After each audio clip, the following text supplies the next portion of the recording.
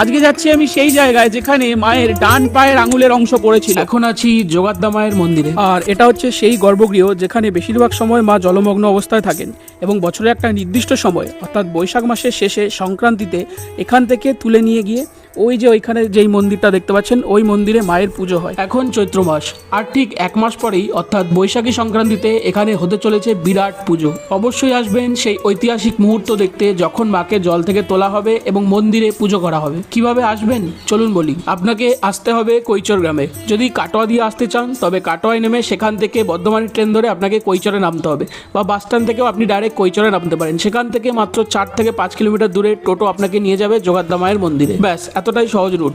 আর যদি অন্য সময় আসতে চান এবং ভোগ পেতে চান, সেই কুপন কাটার জন্য যে নম্বর সেটা আমি স্ক্রিনে দিয়ে দিচ্ছি, ফোন করে কুপন কেটে রাখতে পারেন এবং এখানে এসে পেমেন্ট করলেও হবে। কিন্তু সেসব আপনাকে করতে হবে সকাল সকাল অর্থাৎ 11টার মধ্যে। আর ভোগ খাওয়ানো শুরু হয়ে যাবে প্রায় 1টা থেকে। ভোগ খাওয়ার পর মায়ের মন্দিরের সামনে বসে একটু বিশ্রাম করার পর চলে যান যোগাদ্দা মায়ের আরেকটি মন্দিরে, যেটা এখান থেকে কিছুটা দূরে মাত্র। আপনি চাইলে হেঁটেও যেতে পারেন। আর চেষ্টা করবেন তাড়াতাড়ি যাওয়ার, লেট করবেন না, তাহলে কিন্তু মায়ের দর্শন পাবেন না, মন্দির বন্ধ হয়ে যাবে। এই ব্লগটি আমি এখানেই শেষ করছি। আর যদি কোনো প্রশ্ন থাকে আমাকে কমেন্ট করবেন, অবশ্যই আমি জানাবো। ভিডিওটি দেখার জন্য আপনাদের অসংখ্য ধন্যবাদ। ভালো থাকবেন।